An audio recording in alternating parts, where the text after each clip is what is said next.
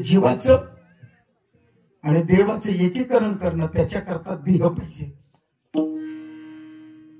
कारण पाप पुण्य देव याला कळला, पशु काय पाप पुण्य जाणती.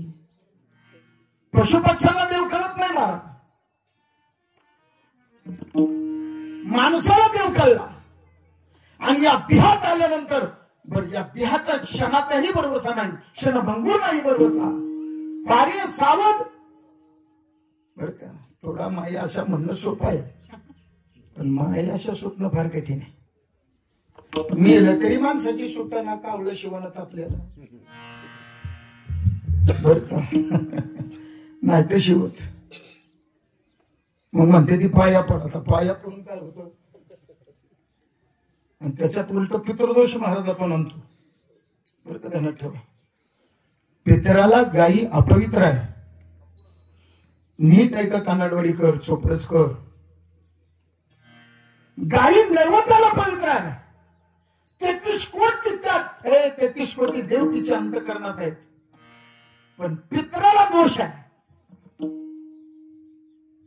गरुड पुराण सांगतो गायीला पिंडाला कधी शिवू नये गायीनं, कारण गायीचं तोंड पवित्र आहे. गायीचं तोंड पवित्र आहे. कावळा शेवणा की आपण म्हणतो हा ना त्याची गाई फिरवा फिरव, तुझ्याहून आंघोळच फिरवते ती. म्हणून तर पितरपर्यंत 15 घालावा लागतो. ध्यानात ठेवा. आणि मग पितर 15 जाणारी माणसं भगवंताच्या स्वरूपाशी एकरूप होतात. ध्यानात ठेवा. याच्यासाठी केला होता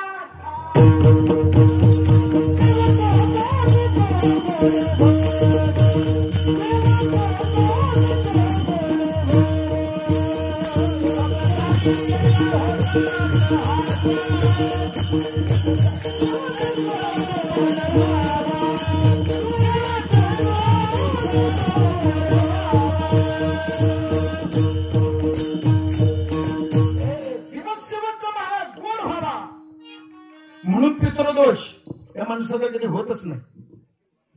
कारण पितृदोषात गेलेली माणसं बरं का त्या स्वरूपाशी पात्रच होत नाही, ते देवाशी एकरूप होतात. म्हणून आपण म्हणतो साधू ओळखावा भजनात, साधू ओळखावा मरणी, आणि सूळ ओळखावा रणात. सूळ ओळखावा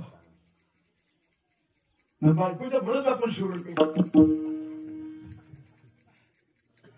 आपलं सूळ तो कुठं आहे तिथंच आहे. साधूचं मरण कशात आहे महाराज, महत्व ते पंचमहाभूतावर माझ्या संत महात्म्याने महाराज प्रागट्य केलं.